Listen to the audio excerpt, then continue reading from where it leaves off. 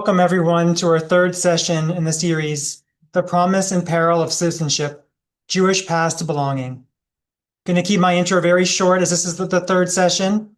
Just as a reminder, if you missed either of the two or both of the two first excellent sessions, recordings are available on our website. The chat is open for your questions. And so with that brief opening, I now welcome Dr. Gudefin to join us. Welcome.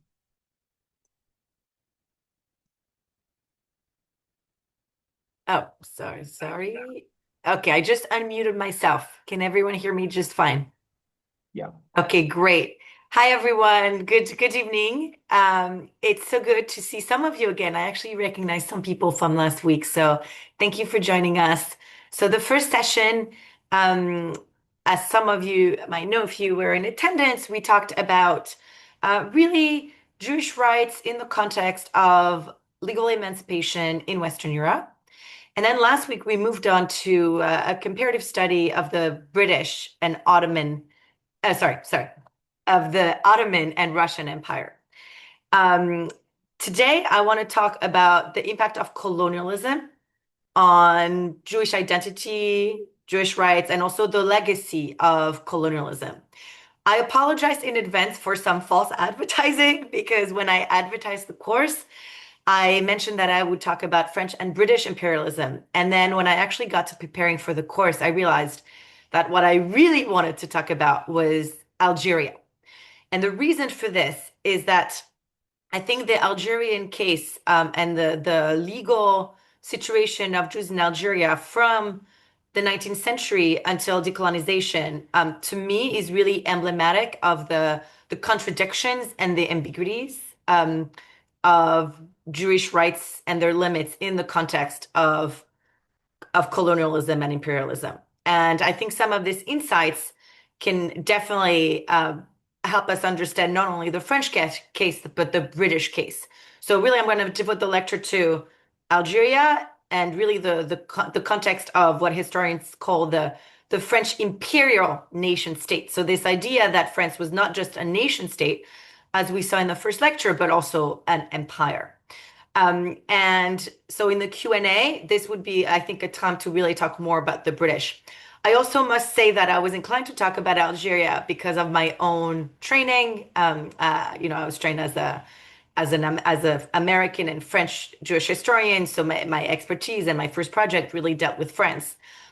That being said, since being in Singapore, I've started a new project on Jewish family life in the context of the Baghdadi diaspora, particularly in Southeast Asia. So this Jews from Iraq, Syria, who moved from the Middle East to India in the 18th century, and then from India to Southeast Asia. And I've become really interested in how their interaction with the British Empire shaped their family life. So I have some thoughts on the British Empire. We're not going to talk about Baghdadi Jews, but if there were any questions for after the lecture, please bring them up. I'd be happy to answer that.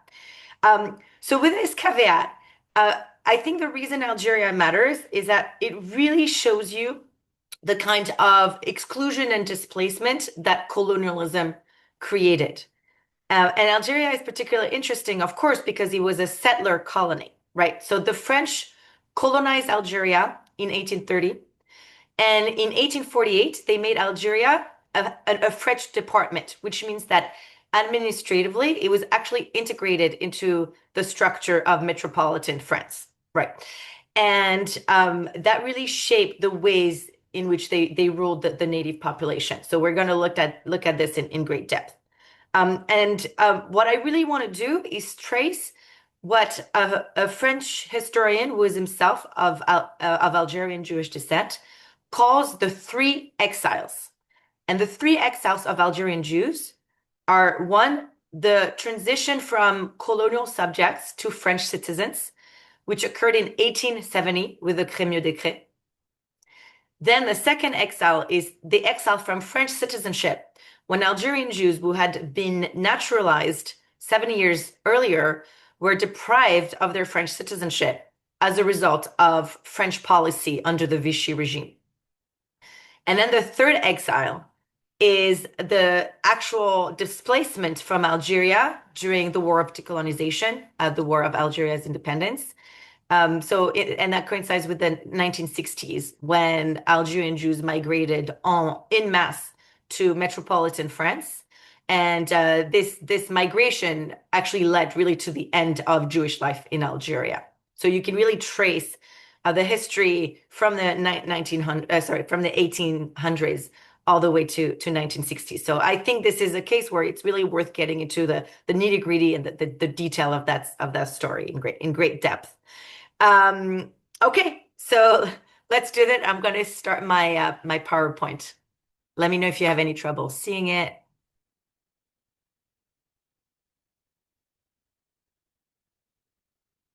Okay, and I can see on the side, so it's great. Okay, so first, this is a painting from 1974 of a Jewish woman in Tangiers in Morocco. And it's at first, it's absolutely gorgeous. And it really, I think, brings us into 19th century Orientalism and the ways in which native populations, particularly Jews, were depicted by French painters who came to North Africa. And what's interesting here is, of course, you see the ways in which the Jewish female body is eroticized. But I think the reason I also wanted to show this is that actually a lot of depictions that we have of women um, in 19th century North Africa are actually of Jewish women, because French painters who came to North Africa found that they had much greater access to Jewish homes than to Muslim homes. So through these paintings, we can really see kind of the idea of the Jewish population between an intermediary between the French colonial administration and French colonial observers and the Muslim population. And this idea of Jews as intermediaries is really central because it's part of the reason that from the beginning of colonization, particularly in Algeria, uh, the administration considered fairly early on to extend increasing rights and even citizenship to the population. But of course, it wasn't something that was shared uniformly across the colonial administration. But there was a sense that Jews had somewhat of a different status than Muslims, even though both populations were natives to the region. So I also brought those two beautiful paintings by Eugène Delacroix, who's a very famous French painter, and Delacroix was one of the French visitors to North Africa who had access to Jewish homes, and in fact, he painted multiple paintings of Jewish life in both Morocco and Algeria, in which he showed rituals and customs, especially Jewish wedding rituals of the Jewish community. And so those are fairly early representations of Jewish life in colonial North Africa. And what you see, and I think this is something that I really want to emphasize, is of course the cultural similarity with Muslim North African culture. And part of what I want to trace in the lecture is how Jews, under the result of colonial policies, became separated from the Arab culture that they had been a part of prior to the advent of colonialism, in this case, French colonialism. So a little bit of historical context, I think, to really understand that France did not adopt uniform policies across North Africa in regards to Jews. So here you can see on the map Morocco, Algeria, Tunisia, which were the three territories that were conquered by France in North Africa. They had quite a different legal status, and Algeria stood out because, as I just mentioned, it became part of metropolitan France starting in 1848. Whereas Tunisia and Morocco were conquered much later, and they were protectorates, which means that the local authorities continued to reign, and the French ruled indirectly. And so in Tunisia and Morocco, Jews were actually never mass naturalized. So they had access to citizenship on an individual basis, but it wasn't really common. And so this mass naturalization that we see in the Algerian case really has no equivalent in Tunisia and Morocco. And this is really important because this really, really shaped the trajectory of those communities later on.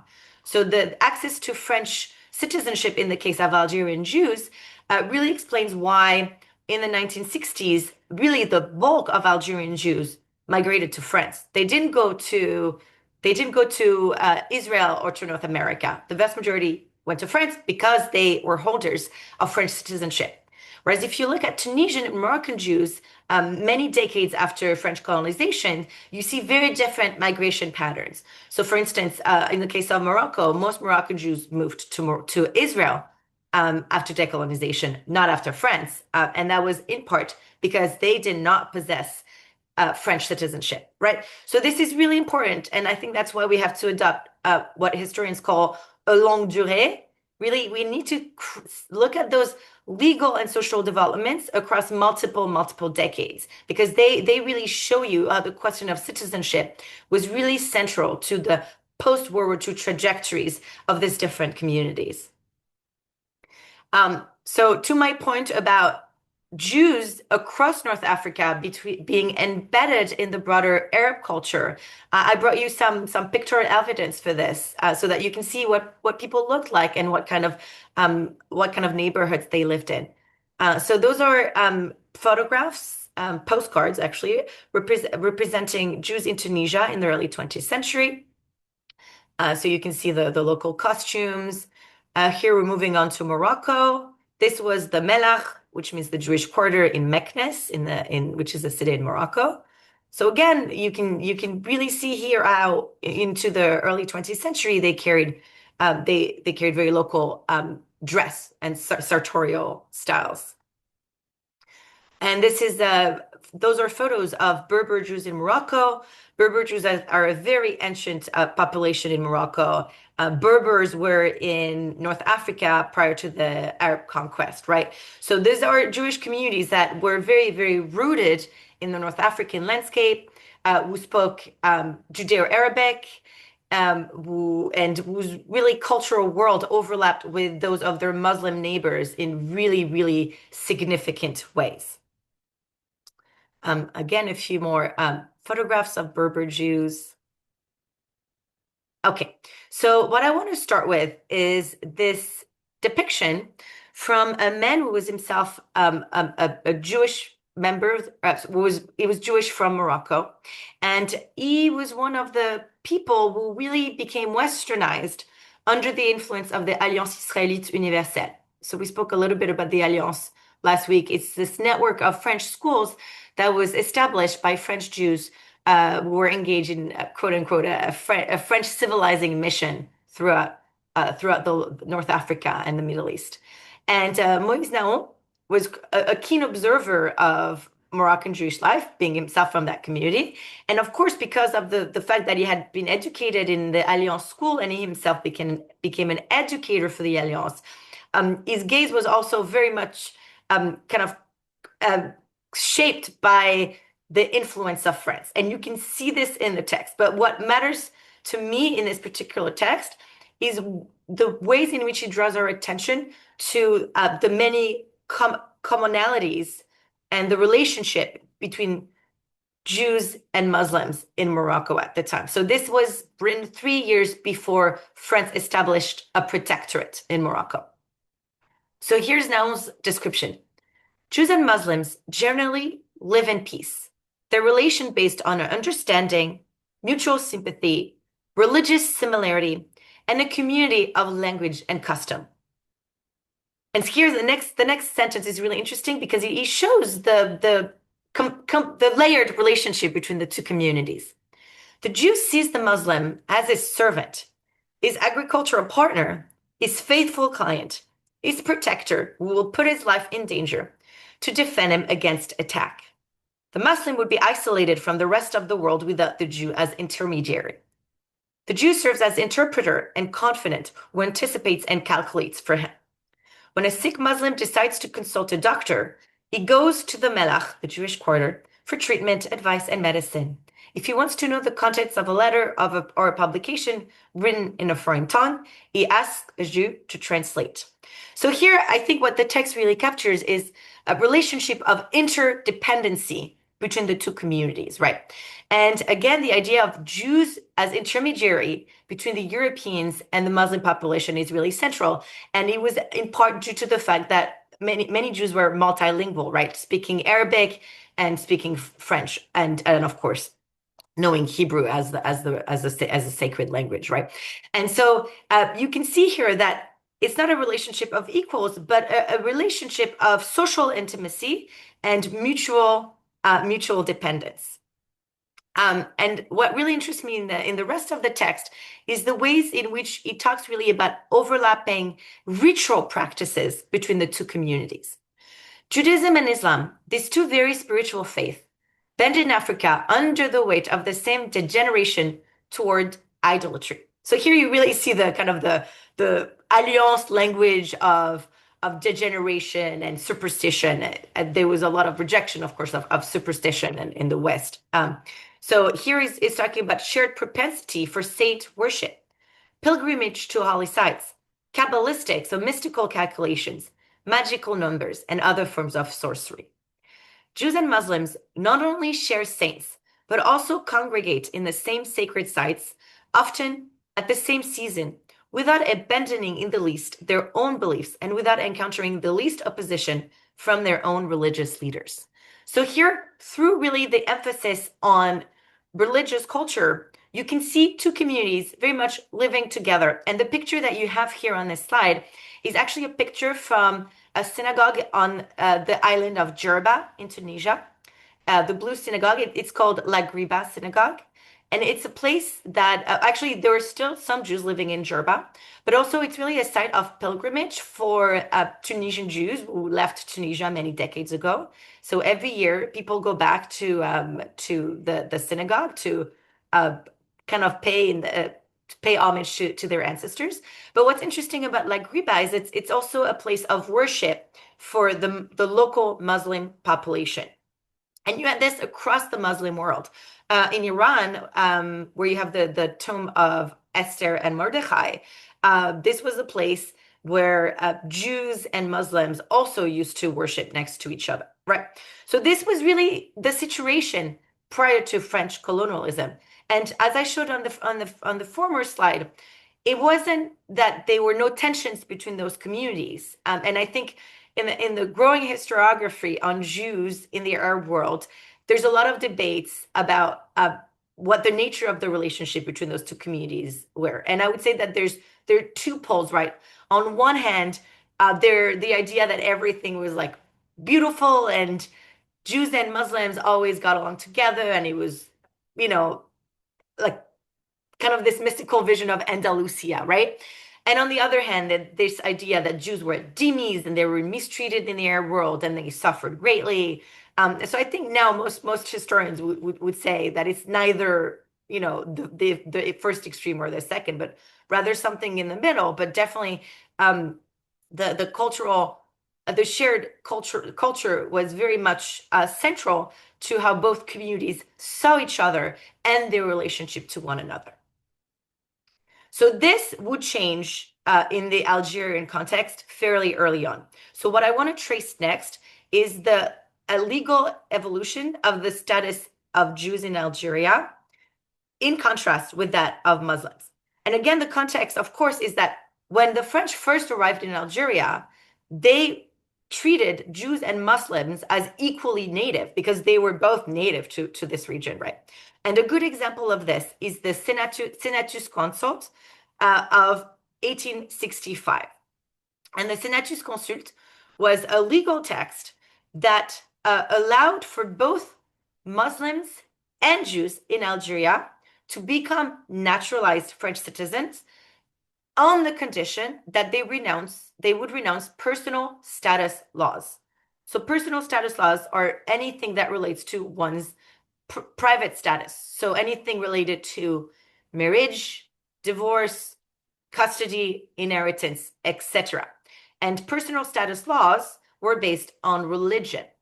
So that meant that by the time the French conquered Algeria in the first stage of the colonization, both Jews and Muslims continued to be governed by their religious law, right? And so what this text uh, did is that it gave both Jews and Muslims the opportunity to become naturalized, but they had to renounce their religious laws, which of course many people did not want to do because their religious laws were really central to their identity. And so what's interesting about this text is that there is no difference between Jews and Muslims, right? So in both cases, they are described as native, and it says that they will both be governed by their religious law, unless they are admitted to French citizenship. In this case, they must be governed by the civil and political laws of France. So from that moment on, both Jews and Muslims had access technically to French citizenship. But what's really interesting is that neither Muslims nor Jews really availed themselves of that opportunity. So in the case of both groups, only a handful of people did this. And this is true also of Jews. And so what the aftermath of this law shows you is that Jews in Algeria, contrary to the claims of some French Jews and colonial administrators, were not eager to claim French citizenship, in large part because they did not want to renounce their religious laws. But things would change soon after. So 5 years later, Jews in Algeria became naturalized in mass. So this was no longer a naturalization on an individual basis, but it was really the imposition of French citizenship on Algerian Jews. And there's really, I think, very few equivalent of this across the colonial empires. The idea that one non-European native population would be mass naturalized, I think is quite unique to the French case. And the reason for this really has to do with two things. One, the role of the French Jewish community. So for those who attended the first lecture, towards the end of the lecture, I spoke briefly about Adolphe Crémieux, who was Minister of Justice in France twice. So the Crémieux decree that naturalized Algerian Jews actually bears the name of Crémieux, because Crémieux was Minister of Justice in 1870. And Crémieux was not the only player in that story, but he definitely was a very powerful voice for advocating for the naturalization of Jews in Algeria. And this really formed part of this French civilizing mission that I spoke about, and the ways in which Jews were involved in a French civilizing mission. So this French Jews like Crémieux, they saw Algerian Jews as quote unquote degenerate. They were superstitious. They disagreed with gender roles within the community. They saw them as poor, etc. And their vision was to turn them into kind of regenerated, emancipated French citizens. And that was part of the reason why they pushed for this mass naturalization of Algerian Jews. And a factor that contributed to this legal changes was also the fact that prior to the Crémieux Decree in 1862, the French consistory system, which was this administrative structure of French Jewry that existed in metropolitan France and goes back to Napoleon, this structure was transferred into Algeria because Algeria was part of the metropole legally. And so that meant that from that moment on, you had French rabbis whose families themselves had experienced legal emancipation and felt very grateful to France for this transformation. So these rabbis coming into North Africa, particularly Algeria, and trying to really change the community on the ground. And of course, they faced a lot of pushback because Algerian Jews had a very different sense of self. But regardless of Algerian Jews' own understanding of identity, they all became French citizens in 1870. So here you see Adolphe Crémieux. And so that was the first factor, really the role of French Jewry. The second factor was really the strategic considerations of the colonial administration. And there were security concerns in Algeria. And so the idea on the part of the administrator is that French would have a stronger foothold if they were more French citizens. And so to them, they saw the acquisition of French citizenship by 35,000 Jews as something that could boost Jewish presence and Jewish French power in Algeria, right? So we can see here really a confluence of very different considerations on the part of both French Jewry and the colonial administrators. And in fact, many among the colonial officials really disagreed with that legal change because they didn't see Jews as a population that could truly become French citizens. Because in their minds, Jews were native, they were different, they were not Western, and they didn't believe that they could really be worthy of French citizenship. So what's really important in this story is that from 1870 onwards, there was really a constant backlash against the Crémieux Decret, right? So this is something that is really important.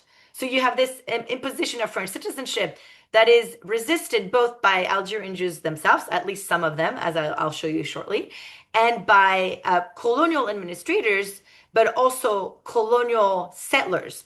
Because we must remember that Algeria was a settler colony, which means that in the 19th century, the colonial administration brought settlers from all over Europe. And interestingly, many of the settlers were not from France itself. Many of them came from Southern Europe. They came from Italy, from Spain, from Malta, and they didn't come as French citizens because they were citizens of other European nations. But in 1889, so 19 years after the Crémieux Decret, France passed a new nationality law that allowed for much faster and easier naturalization for those European settlers.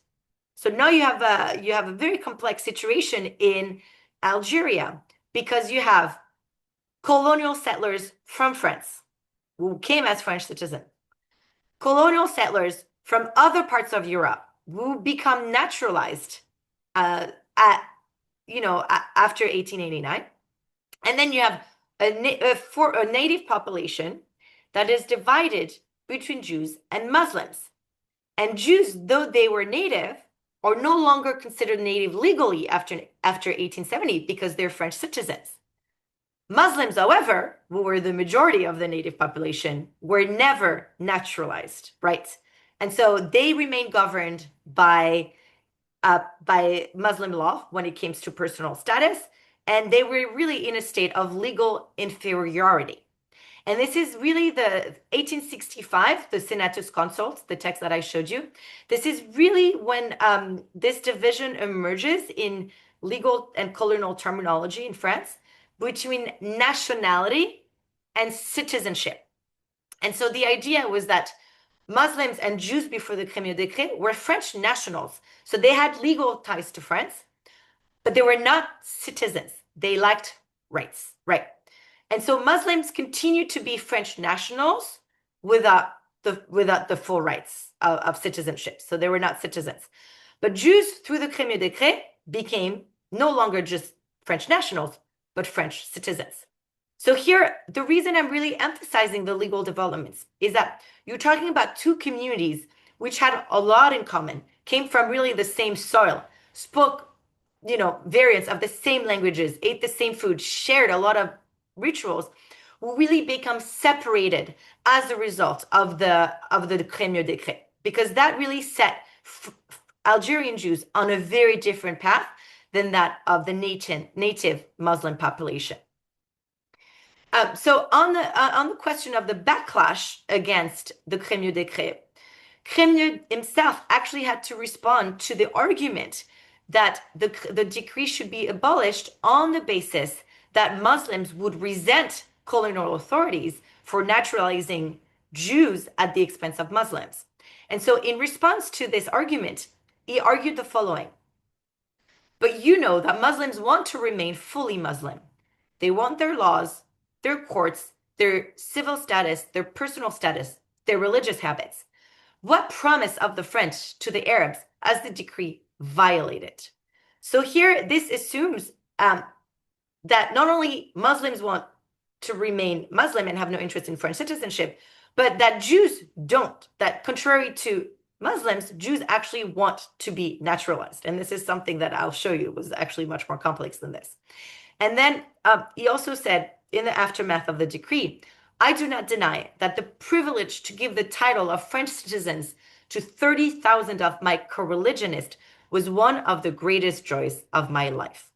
So you really see here is personal investment in granting Algerian Jews what he sees as the gift of French citizenship. So now I want to show you one of my favorite sources because it really goes against what Crémieux seems to assume, which is, oh, Jews were eagerly waiting for citizenship. And one example of this is the transcripts of a trial for bigamy involving an Algerian Jew that occurred in Oran in 1875. So by 1875, as I mentioned, Algerian Jews were French citizens, which means that they were ruled by the French Civil Code. So for anything related to marriage and divorce, they were no longer governed by Jewish law, as had been the case previously, but they were governed by French law. And French law did not permit bigamy. And French law at the time also did not permit divorce. So Jews whose religion actually permits divorce were now in a situation where, according to the laws of France, they were not able to divorce, right? So this is the context for this trial. Matt, I'm gonna ask you for your help reading this because we need a defendant and a prosecution. So you're going to be the defendant if you don't mind. Yeah, that's fine. Thank you. Our law authorizes polygamy, and it is a violation to not take a second wife if, after 10 years of marriage, the first wife does not give you an heir. Okay, I'm the prosecution. As long as you were governed by your personal status, Jewish law, polygamy was indeed authorized. But that is no longer the case, since by decree of October 24th, 1870, you have become French and you are submitted to French law. French law cannot change my religious law. But all the Jews of Europe, with only those of Poland and Hungary excepted, have submitted to monogamy. That is in itself an interesting statement. And in so doing, have they abandoned the law of Moses? They conduct themselves as they understand the law. I maintain that one is only a good Israelite when one practices all the precepts of our law. Furthermore, I never asked to become French. Do the Jews of Iran, like you, aim to avoid the law? All those who do not want to be French certainly do.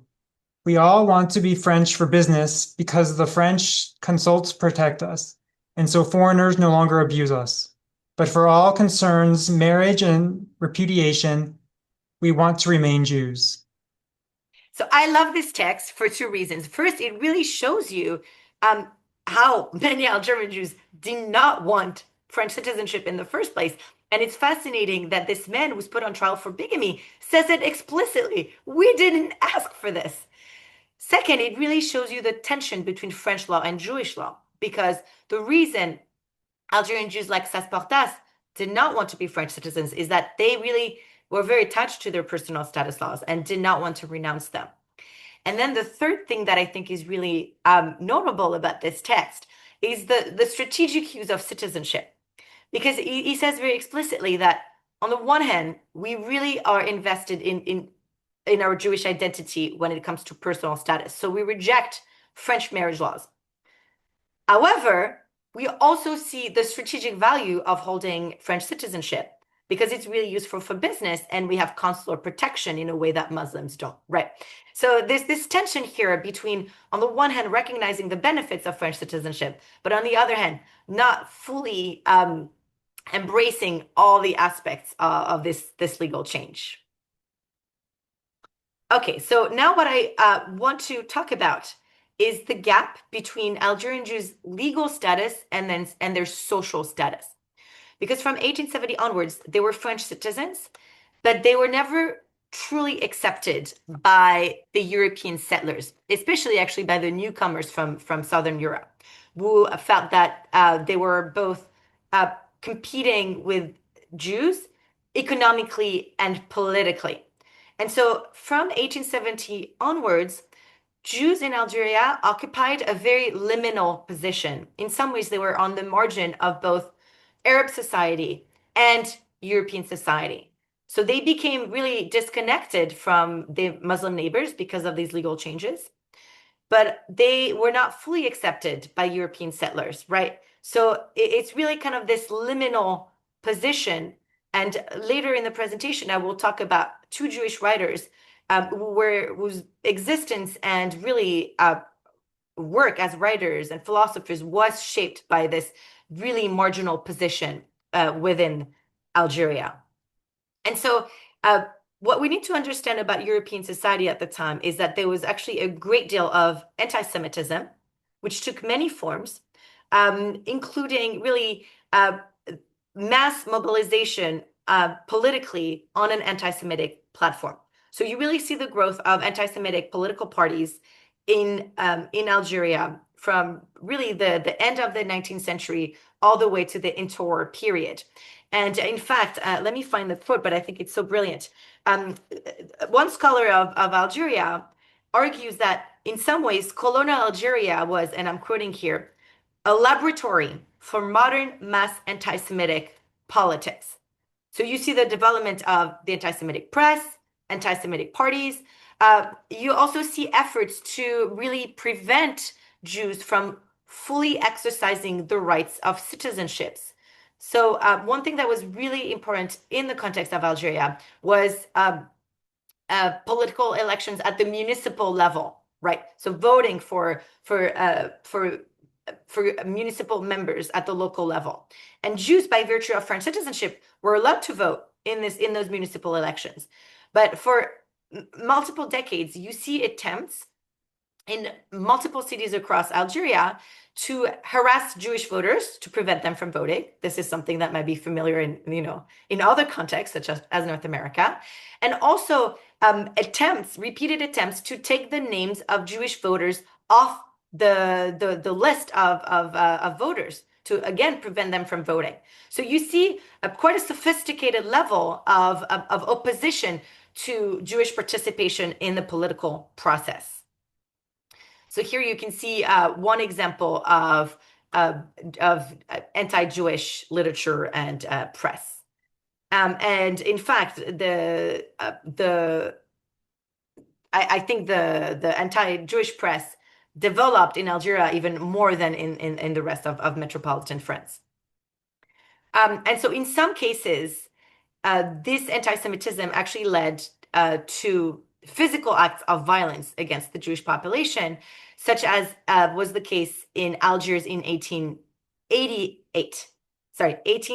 And the context for this was the Dreyfus affair, right? So this instance, very well-known instance, in which a French captain of Alsatian Jewish descent was accused of having spied for the Germans. And this set out this multi-year-long battle, legal battle and battle in the sphere of the public opinion for and against Dreyfus, which gave birth to the French intellectual in France, and eventually, after many years of battle, led to Dreyfus getting acquitted.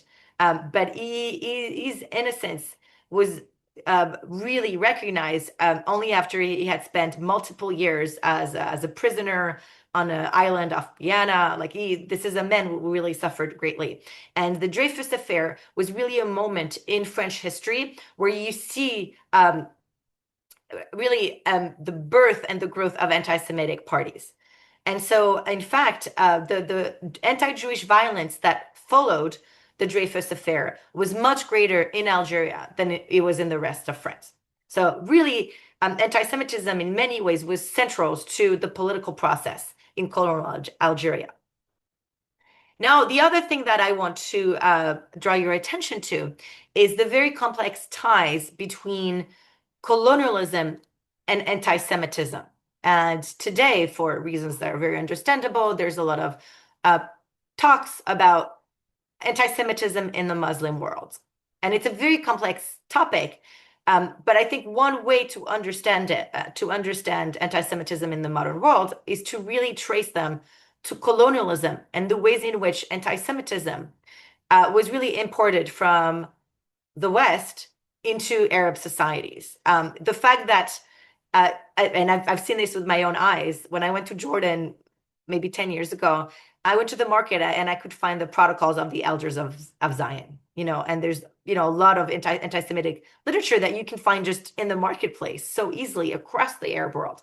This literature did not originate from Jordan or the Middle East, right? This literature originated from, well, in this case, Russia, but a lot of the anti-Semitic tracts originate from Western Europe.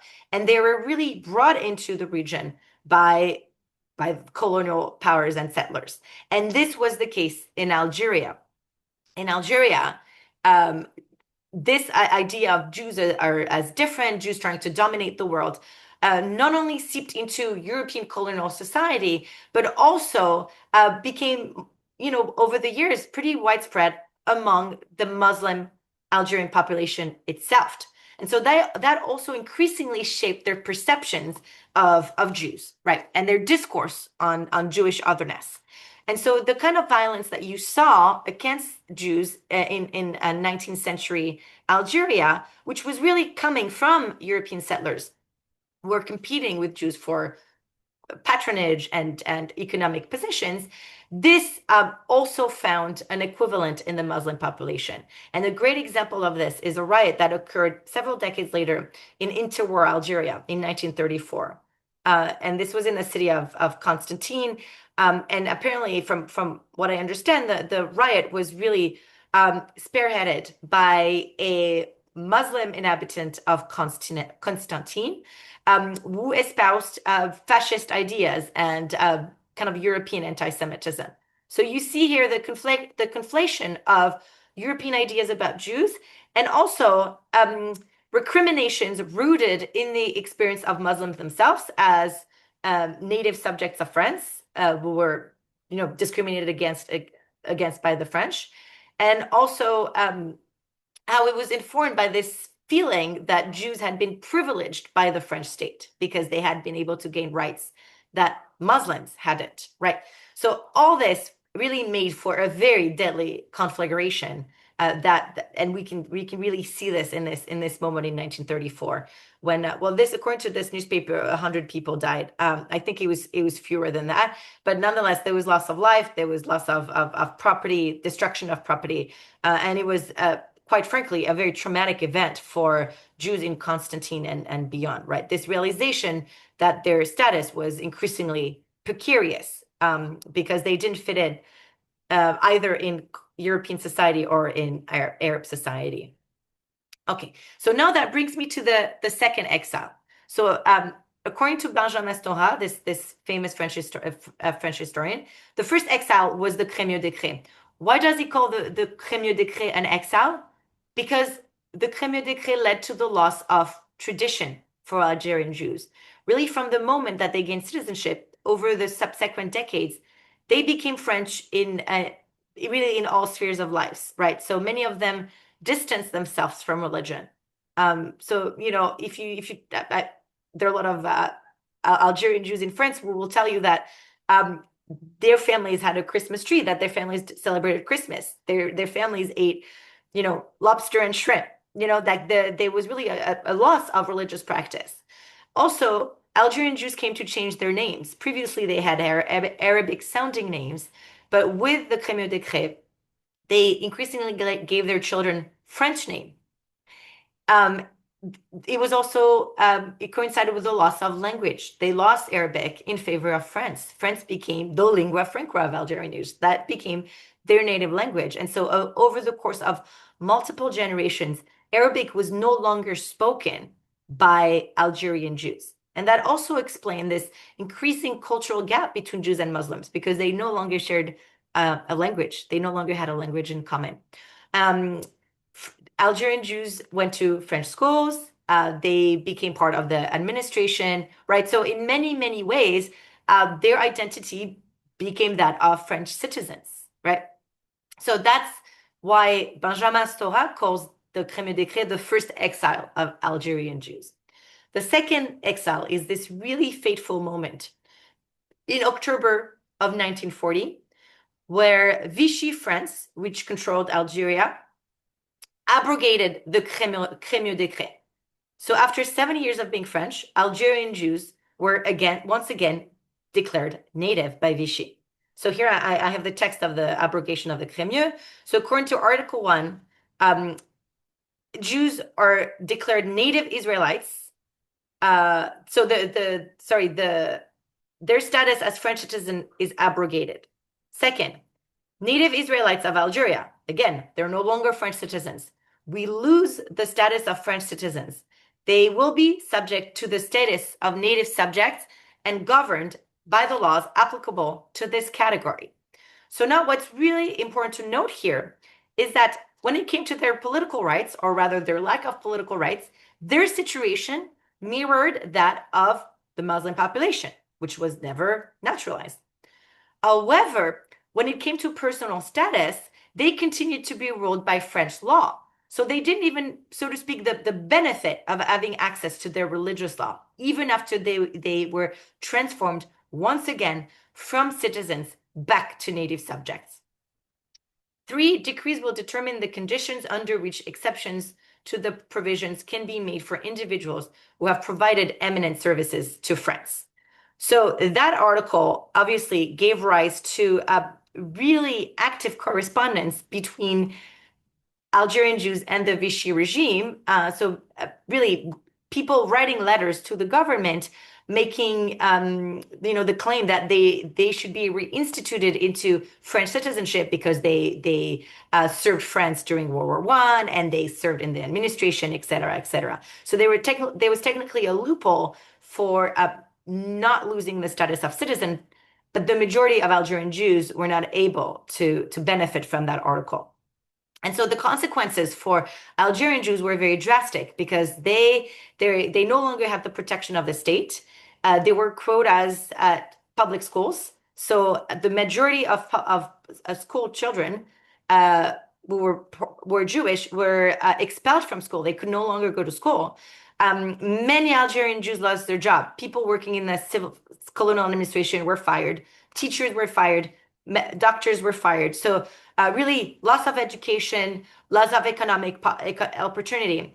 But I would say maybe the third, and it's equally important loss, was really complete loss of self and identity. Because people who really had seen themselves as so French, all of a sudden became confronted with the fact that citizenship could be just taken from you instantly, and that you could lose the rights that you had held so dear in an instant. And that was very, very traumatic for this population. What's also important to note is Vichy was not controlled by the Nazis. Algeria was not controlled by the Nazis. So it was under the authority of Vichy France, which was a collaborationist regime, right? The Vichy regime collaborated with the Nazis. But this particular law was not imposed by the Nazis. It was really, the impetus for this was really the French collaborationist regime. And it really shows you the strength of the backlash against the Crémieux Decret and the strength of anti-Semitic movements in colonial Algeria. So this decree was very much a response to the local condition and to the opposition to the citizenship of Algerian Jews on the ground in Algeria. So really, this was not a Nazi decision. It was very much a French decision under General Pétain. Okay, so the decree was ultimately abrogated 3 years later after Operation Torch, which is when the Allies regained a foothold in North Africa. So the Allies replaced the Vichy regime in Algeria.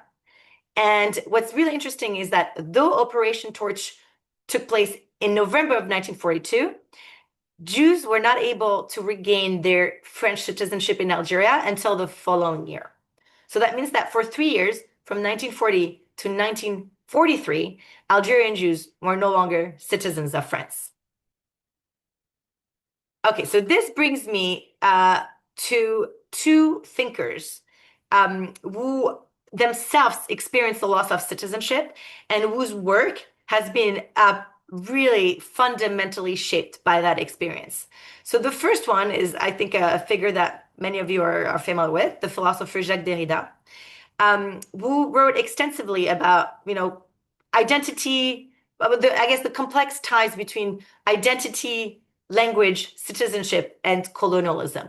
So Jacques Derrida was born in 1930 in a suburbs of Algiers, and his family occupied this liminal position that I described earlier, where he was a French citizen, he was francophone, he only learned French growing up. He was educated in French public school, but he was also rejected from European society. And in his writings, he talks a lot about that experience as a Maghrebi Jew and particularly as an Algerian Jew. And one work of his that I think exemplifies kind of the complexity of the ways those teams interacted with one another is monolingualism of the other. And here, when I was preparing for the course, I couldn't help think about the question I received last week about language, because language is really central also to the colonial story and how much changes in the linguistic sphere affected individuals' identity, particularly Jewish identities, and the ramification of this. So in this work, Derrida writes, and the thing I should mention is Derrida was 10 when he was kicked out of school and lost his citizenship. And that was really a seminal moment in his life. And so in this work, he writes, I only have one language. It is not mine. And the one language, of course, is French. It's not his because it's not the language of I mean, there are many reasons it's not his, but one of the reasons is that it was something that was imposed as a result of French citizenship, and that the language of his ancestor, Arabic, Judeo-Arabic, is a language that he no longer has access to. He also writes, Algerian Jews were strangers to Jewish culture, a strangely bottomless alienation of the soul, a catastrophe. Others will also say a paradoxical opportunity. So he definitely had a sense of his marginal status as a quote unquote Arab Jew who was no longer part of Arab culture, and also an Arab Jew who was no longer fully part of Jewish culture. And then he also writes about citizenship. Citizenship does not define a cultural, linguistic, or in general, historical participation. But it is not some superficial or superstructural predicate floating on the surface of experience. Especially not when this citizenship is through and through precarious, recent, threatened, and more artificial than ever. And so here is drawing our attention to the fact that on the one hand, citizenship, of course, is an abstract construct, and it's artificial by definition. But the fact that it's artificial doesn't mean that it's not important. And he really shows us through his own life how citizenship was very central to his experience and that of his community. And so what is so fascinating about his musings on his own experience and on citizenship is that for him, really the history of Algerian Jewry and his own personal history allows him to view the world through a place of non-belonging, right? A type of otherness that is, on the one hand, central to Algerian experience, but that Derrida sees as central to the human condition. So I think that's why. So really, the kind of this idea of deconstructing language, deconstructing identity, really those postmodernist ideas that we're very much living with.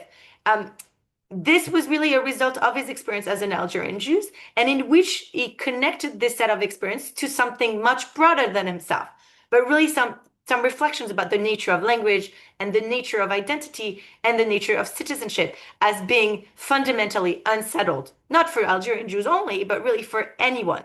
And so that's what he argues in this text, that even someone who's monolingual, who speaks one language, is still in some way othered by the language and doesn't fully own that language, right? So I think what I want to emphasize here is this idea that being on the margins of society allowed people like Derrida to really view language and identity in really radical ways. And another person who exhibits this, and her life was intersected with Derrida's in many ways, is, Hélène Cixous, who was also French Algerian. her family had been actually she has a very interesting story. Her dad was Algerian Jewish, and her mom was from Germany. She was a Jewish refugee from Nazi Germany who met Hélène Cixous's dad in Oran, and they got married, and Hélène was the offspring of this marriage between this German Jewish woman and an Algerian Jew. And Hélène Cixous was also a child when she was expelled from school as a result of the abrogation of the Crème de Décret. She was similarly traumatized by that event, and that also triggered her to write extensively on her experiences as an Algerian Jew. And she and Derrida were actually quite close. They became close friends. They were thinkers together, and their writings very much echoed one another. So it's really wonderful to read them next to each other. Okay, before going back to Cixous, I just want to mention two things. We don't have time to really get into the details of this, but for those who are interested, I want to draw your attention to a Tunisian thinker named Albert Memmi, who also wrote extensively on really the predicament of Jews in colonial North Africa. So he was not Algerian, he was Tunisian, so he didn't experience the kind of the mass naturalization that we described in the case of Algerian Jews. However, as a result of the processes of westernization and secularization that Tunisian Jews went through in the French protectorate, his identity, alongside that of many other Tunisian Jews, was changed in a way that they came to occupy what he calls an intermediate position between colonizer and colonized. He talks about Tunisian Jews not being fully not being colonizers because they were natives, but also not being fully colonized because of their kind of social status. And in his writings, he really echoes Derrida. So just to cite an excerpt from The Pillar of Salt, which he published in 1955, he writes, I'm ill at ease in my own land, and I know of no other. My culture is borrowed, and I speak my mother tongue haltingly. I am a Tunisian, but of French culture. I am a Tunisian, but Jewish, which means that I am politically and socially an outcast. And here he describes in very similar terms to Derrida's the fact that he no longer shares much with the Muslim population, but he's also not quite Jewish in the way that his ancestor had been, right? So I think the case of Algeria is very cute, but you see similar processes happening across North Africa as a result of French colonialism. Okay, this brings me to the final exile, which is the exile from Algeria in the context of the very, very brutal war of independence that Algeria fought from 1954 to 1962. And we don't have much time to get into all the factors that came into play and that led to the really mass displacement, mass immigration of Algerian Jews. But of course, one big factor was the brutality of the war, the level of violence in the conflict that opposed Algerian nationalists and the French government. The fact that Jews, in face of this violence and their very ambiguous status in Algeria, really did not want to get involved in politics and in the war at all, and want to remain in the front line. But their situation was seen as suspect, both on the part of the Europeans fighting against independence and Algerian nationalists. So politically, their situation became exceedingly precarious. And it became unclear whether they would have a future at all in an independent Algeria in a context of Arab nationalism. So here, I mean, there's a whole lecture to be given on Algerian nationalism. But my point here is that in the face of the uncertainty that they faced, and acts of violence, they ultimately left Algeria. And the vast majority of them went to France because of the reasons that I've exposed in this lecture.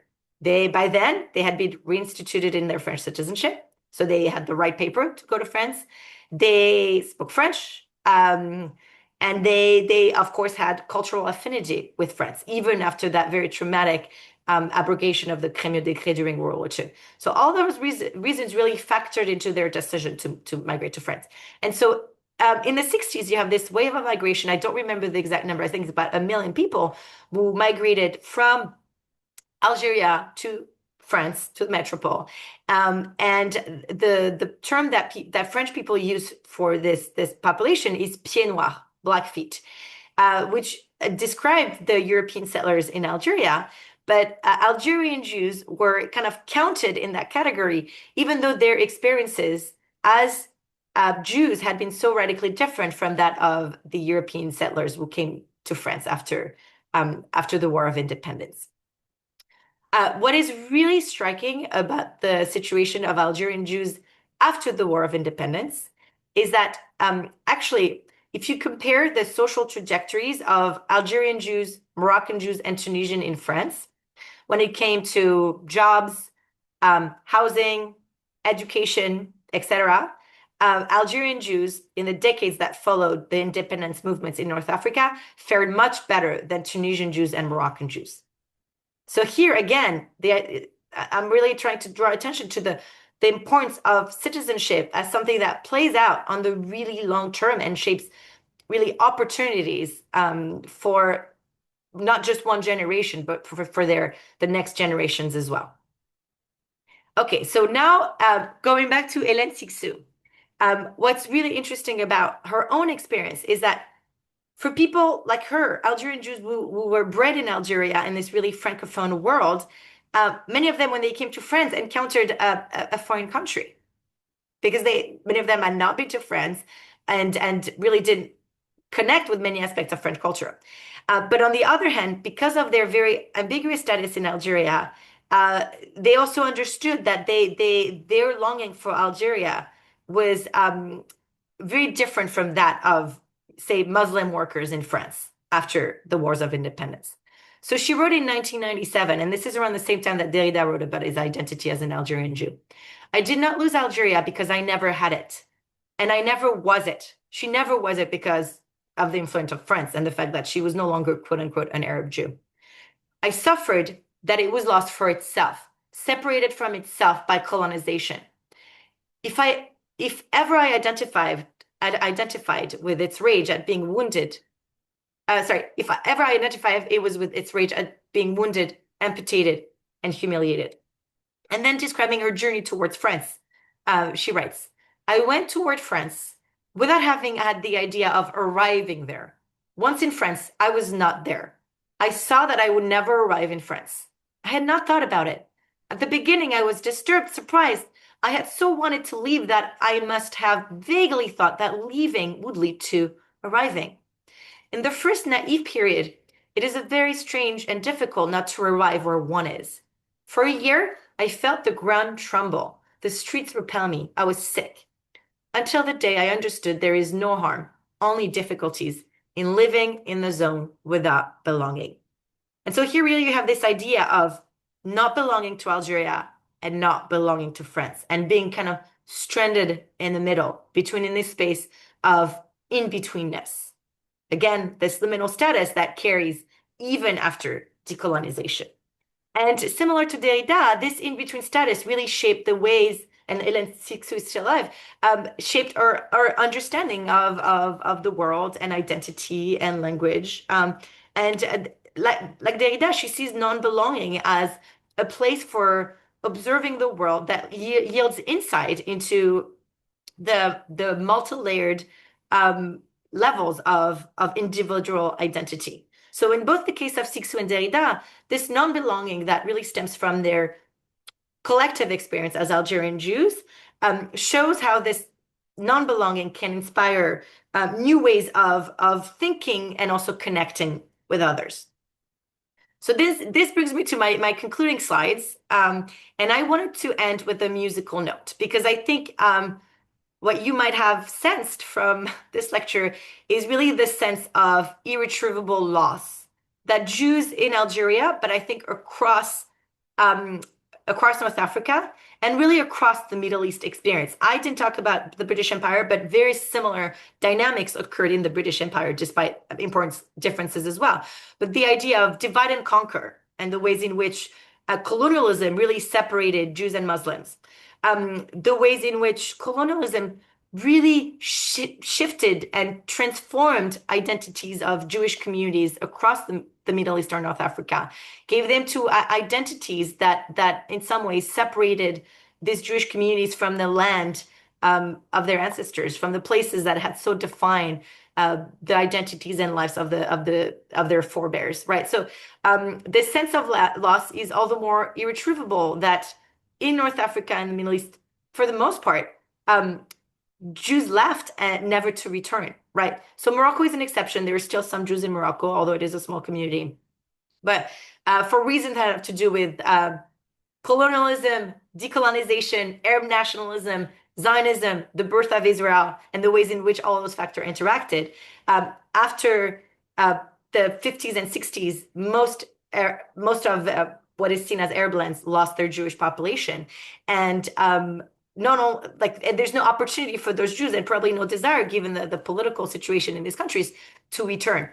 However, many people, including descendants of people who either were expelled from these places or people who voluntarily left, feel kinship to these places because it's ties to their family's history, and at some level they feel like it's tied to who they are. And so I wanted to end with a musical interlude that really kind of shows you the ways in which, even in a context where the loss cannot be undone, where migration to these places cannot happen, not only for practical reasons, but also because even if Jews came back, that world that they inhabited before the colonial era will never return. But that music for many individuals has become a way to express their nostalgia and their willingness to continue to connect to this past. So I brought two videos. One of them is Enrico Macias, who is himself an Algerian Jew. Enrico Macias is his stage name. He was born in 1938, I think. He was trained in the Andalusian classical musical tradition, and he came after the war of independence to France, and he became really kind of a representative for North African culture in France. And allegedly, I don't know if it's true, but he said that this song, and you can see the lyrics in English, that he wrote these songs on the boat that took him from Oran, I think it's from Oran, so from Algeria to France. And in this particular clip, there is another person sitting next to him. His name is Jamel Debbouze, and he's a French comedian of Moroccan descent. And you can see kind of the kinship and the attachment that they have to each other. And Jamel Debbouze says to him, "Oh my gosh, you're gonna make me cry." So there's no notion that for these two men, Jewish and Muslim, who share North African heritage, music can be really a way to connect to what they have left behind.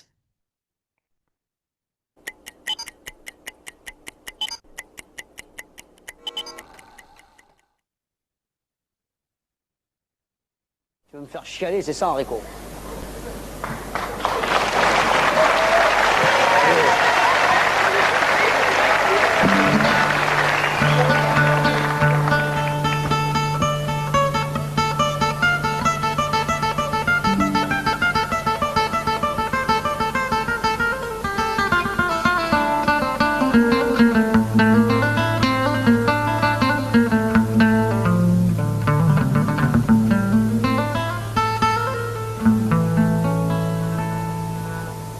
J'ai quitté mon pays,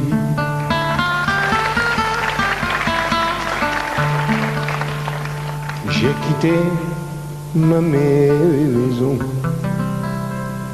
ma vie, ma triste vie se traîne sans raison.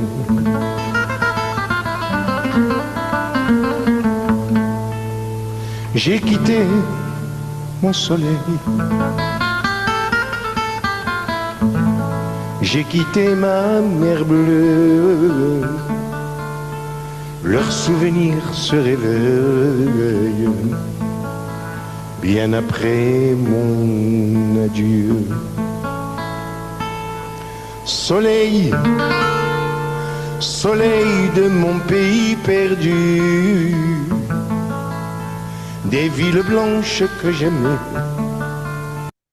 Okay, I'll stop here, but it's such a gorgeous song. I wanted to give you a little taste of it. And of course, here the question of language again, right? Because he's singing in French. So it goes back to Derrida and, the role of the French language as a language that is your own, but also something that is not quite your own. And then the final video, which I love, is this trailer for a documentary, I think from 2008, called El Gusto, which is about these musicians from Algeria who were Jewish and Muslim and were performing together in Algeria before the War of Independence and were separated by the War of Independence, decolonization, etc. And stopped performing together because of this really complicated traumatic history. And they reunited in 2008, I think, after 50 years of separation, of not seeing each other, of living across borders, and they reunited for a concert in Marseille.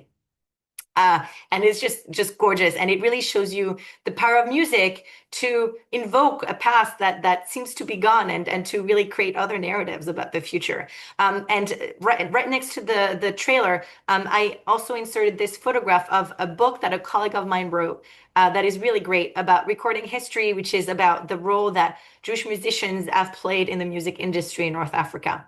So it's really a way to look at Muslim-Jewish relations in North Africa and Jewish-Muslim friendship through the lens of music. So it very much echoes that trailer.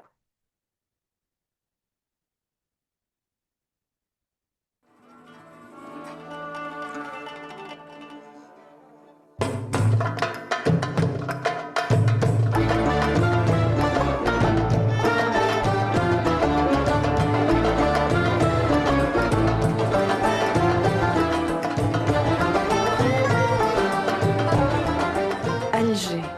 C'est ici que le hasard un jour m'a fait rencontrer un groupe de musiciens. La belle bagnole, la belle mademoiselle et la guitare marchaient toutes seules. Une rencontre qui allait changer leur vie et la mienne à tout jamais. Tous ces musiciens, ils sont où maintenant? Les musiciens où sont un peu éparpillés. Nous, on est comme ça, comme les bouffons du roi. Quand on a besoin de nous, on nous appelle. Et quand on n'a plus besoin de nous, on nous oublie. C'est l'histoire de ces hommes, juifs et musulmans, séparés par les événements il y a 50 ans, et réunis aujourd'hui par leur passion commune, la musique sha'abi.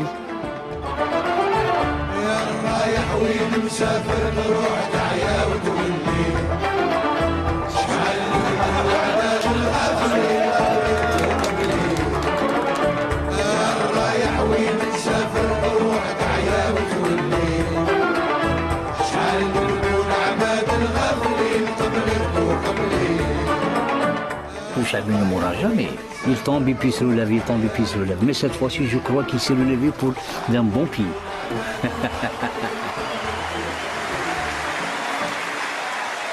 Okay, we'll stop here on this musical note, but I would just note, because next time we're going to talk about Israel, that there's something really similar happening in Israel, actually, where you have the younger generation, people, in their 30s, even younger, were really embracing the language of their grandparents, great-grandparents, and singing music in their ancestors' native languages.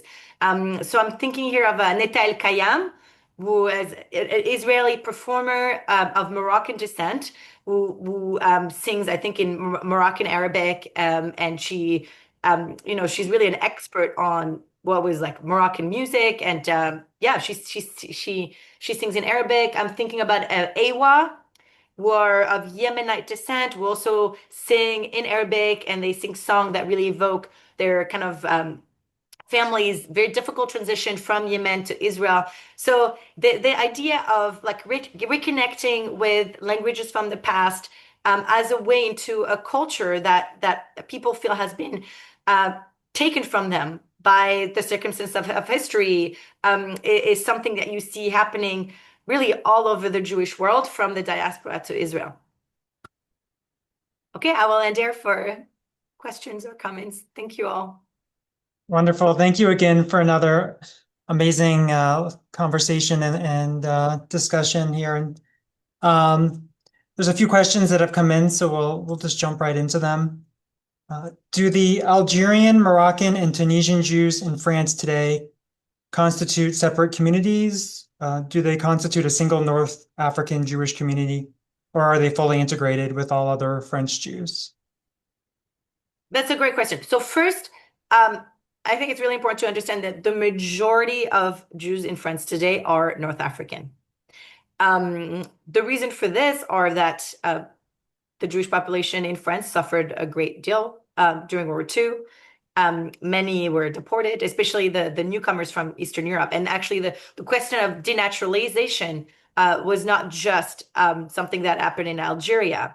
In fact, in the interwar period, France became really the major destination for East European Jews because the US had closed its borders, right? So many East European Jews came to France. And this was a period of quite liberal politics in France. And so many of them were able to acquire citizenship after 1927. And so what the Vichy regime did between 1940 and 1944 is that they set up a commission for revising French naturalization cases. And they went systematically through cases of denaturalization and revoked the naturalization recently acquired of thousands of East European Jews. Right. So a very similar story of people who had gained citizenship and then were deprived of it during the war. And of course, as is very well known, the loss of legal protection that came with the loss of citizenship was mapped into deportation. So we know that the rate of survival was much, much, much higher in France amongst French citizens than among non-citizens. So really, in many ways, denaturalization was a means towards the end, which was mass murder, genocide, right? So we're talking about a population that suffered deportations, mass murders, etc. And then also the people who survived in France, many people lived in hiding. So many of them after the war were very secretive about their identity and very reluctant to embrace their Jewish identity. So what the North African immigration did is that it really revived the community. First numerically, because Sephardim ended up being the majority of French Jews, but also culturally. Because they, even with the interlude from 1940 to 1943, they never really hid their identity, and they brought in a lot of the rituals, the Jewish rituals, into the French landscape. So that's one. Number two, I think now Moroccans, Tunisians, Algerians, also since in the 60s, the children and grandchildren of the people who came are marrying across all those divides, right? So I think those divides are less clear. But I would say it's more a matter of jokes.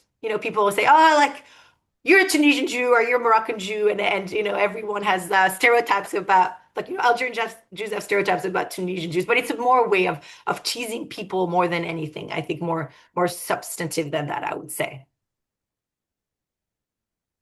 Thanks. Did the French or do the Jewish French citizens in Paris harbor any prejudice toward the Jewish French citizens living in Algeria, or did they welcome them as citizens? After in the 60s, you mean? So there's no specific date here, but yeah. Yes. Well, if I understand the question correctly, I'm assuming we're talking after the War of Independence. Well, as I said, there were cultural divides in the sense that many of the people who were left in France after the war had a very ambivalent relationship to their own Jewish identity, and definitely did not want to bring attention to that. Right. And so I feel like they probably a lot of them felt threatened by what they saw as like the ostentatious identity of North African Jews.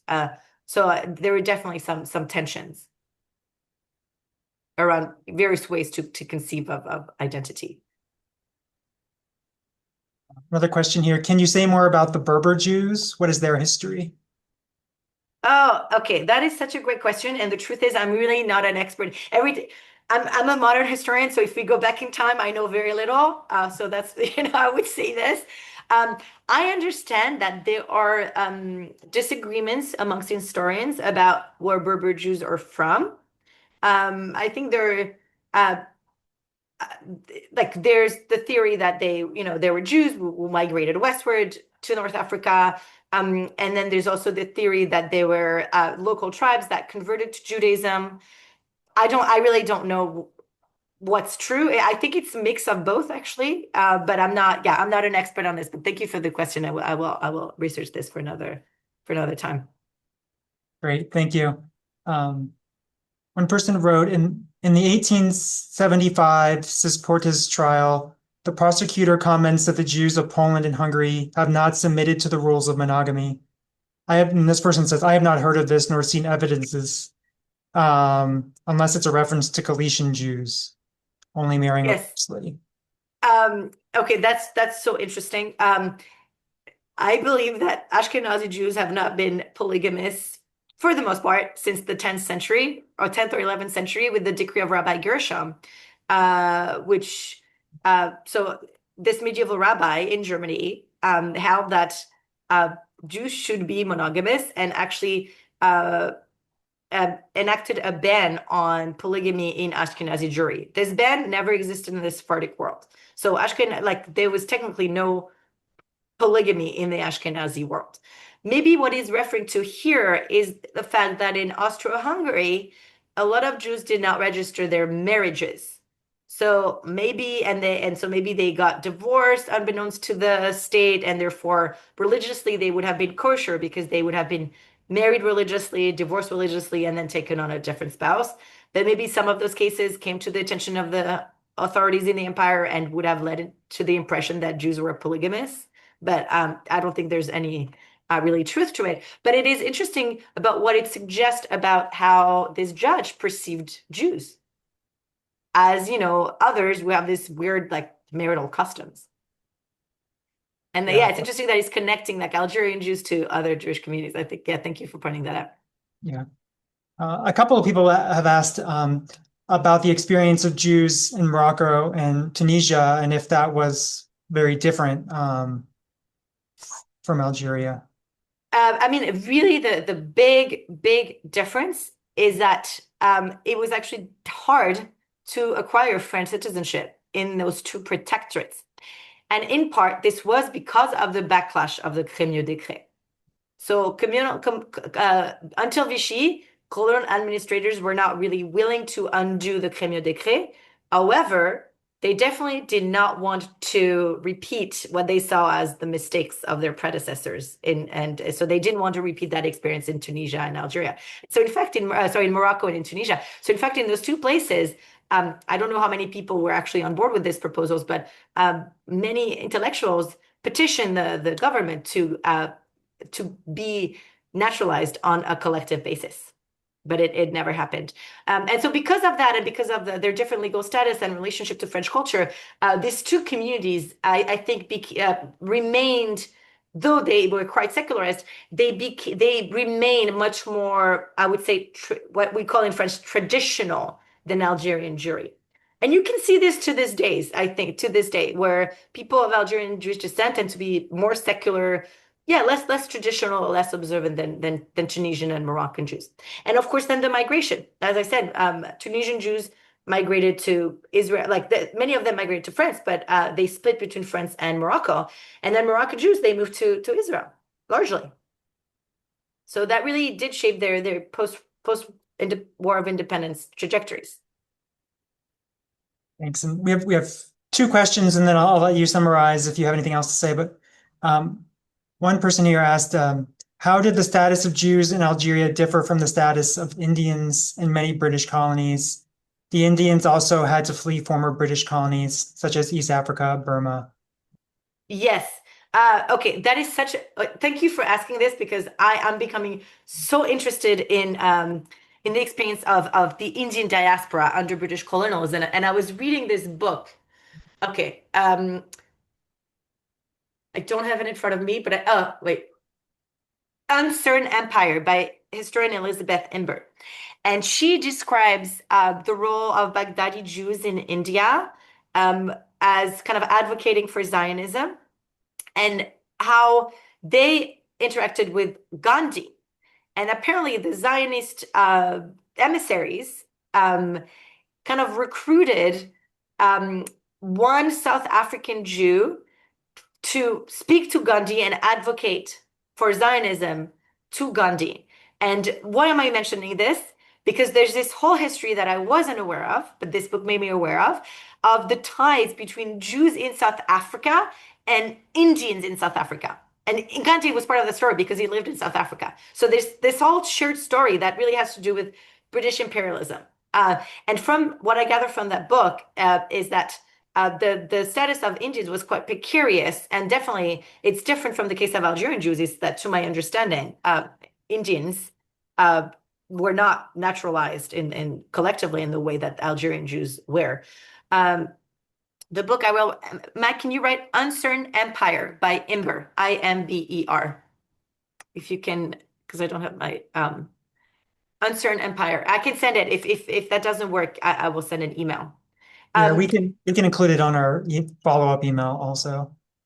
But so I think in the case of the British Empire, the really relevant legal category was that of British protégé status, which was a way for people to gain rights, but it didn't quite equate to like citizenship in the sense that we've explored it in this lecture. I don't know if that answers it. That's a great question. I really actually want to explore that thread a bit more. Just as a final question, did Tunisian and Moroccan Jews have trouble getting French citizenship when they came to France in 1948 or after 48? They came, yeah, in the 50s and 60s. That is a great question. I have to look that up. There is literature on this. I just don't remember it. That's a great question. Wonderful. Thank you. I think we're right at about 9:30. So if you have any final thoughts you want to share with us, and I know we have one more session in a couple of weeks. So I think my final thought is that the issues we've described today are still so resonant. The racialized divisions and hierarchies have a history that I think we must confront, and we are still living with the contradictions of colonial citizenship. And I think that calls for a greater understanding of the past and maybe a greater creativity about how we think about the future, and maybe look into music and other spheres for finding the creativity to imagine a future that is more inclusive of different communities and coexistence. That is my hope for the future.